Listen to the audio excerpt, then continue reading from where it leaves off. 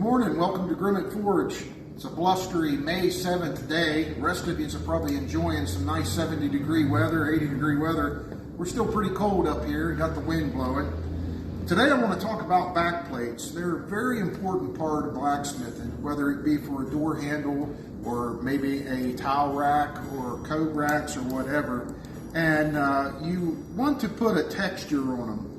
And the texture could be made of several different ways. We're going to look at that today on how to make some backplates. Pretty simple, but yet maybe some things you haven't thought of. Say with your backplates, you want to put a texture on them. Sometimes you'll have customers, they'll order something, they just want a flat black with no texture, and that's fine. Depending on their taste and what they're doing, that's okay. But sometimes you like to have a hammered look. Most of my custom orders, they want to see a blacksmith hammer marks in the item.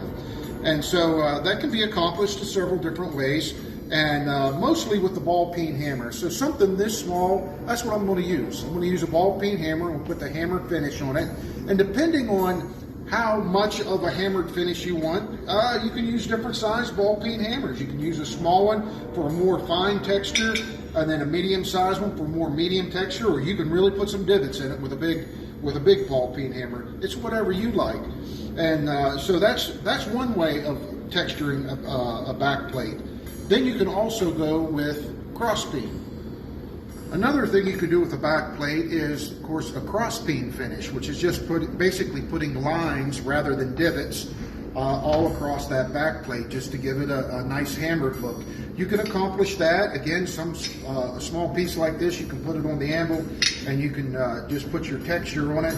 And you can use a different size cross peens. You can use a larger cross peen if you want a more aggressive look.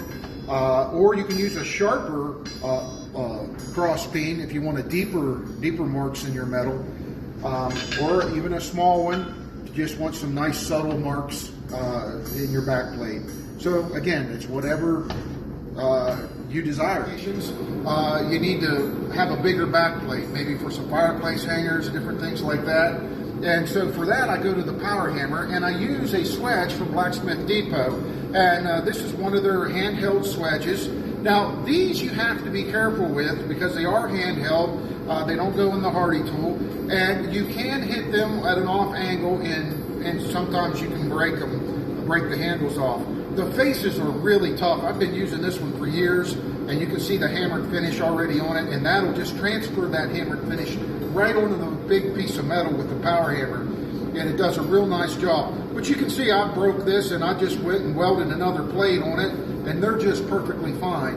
What it is you get them off-centered, or you get them off-centered in the power hammer and whatnot, and they'll begin to just work harden, and then eventually they just crack. But if you got a welder, you can fix it up real easy.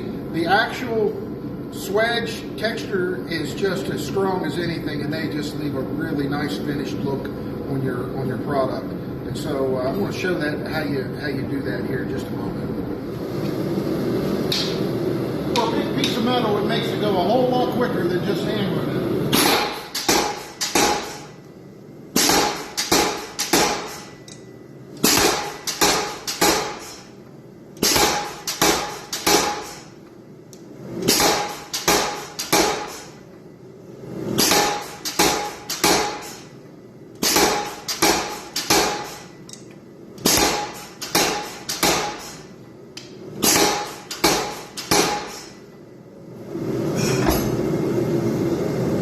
Back there, you can see the places you might have missed.